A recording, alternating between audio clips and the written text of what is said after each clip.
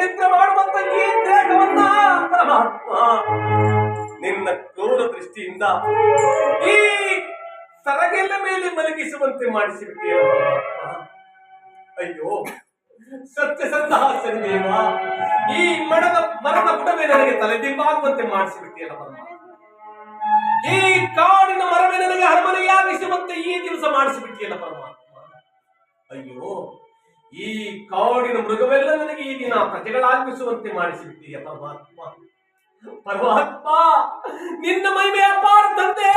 ಪರಮಾತ್ಮ ನಾನು ಮಾಡಿರ್ತಕ್ಕಂಥ ಅಪರಾಧಗಳನ್ನು ಮನ್ನಿಸು, ಕಾಪಾಡು ಪರಮಾತ್ಮ, ನನ್ನನ್ನು ಕಾಪಾಡುವಂತೇಳಿ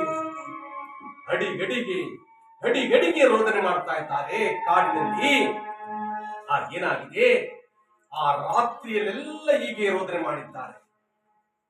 ಬೆಳಗ್ಗೆ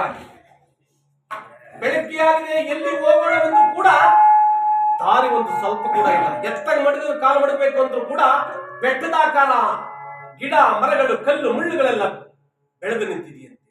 ಪರಮಾತ್ಮ ಏನು ಮೋಸ ಪರಮಾತ್ಮ, ಏಕೆ ಸ್ವಾಮಿ ಶನಿದೇವ, ನಾನು ಅರಿಯದೆ ಮಾಡಿರ್ತಕ್ಕಂಥ ಅಪರಾಧಗಳನ್ನು ಬಂಧಿಸಿ ಪರಮಾತ್ಮ ನನ್ನನ್ನು ಕಾಪಾಡು ತಂದೆ ಅಂತೇಳಿ ರೋದನೆ ಮಾಡ್ತಾ ಇದ್ದಾರೆ.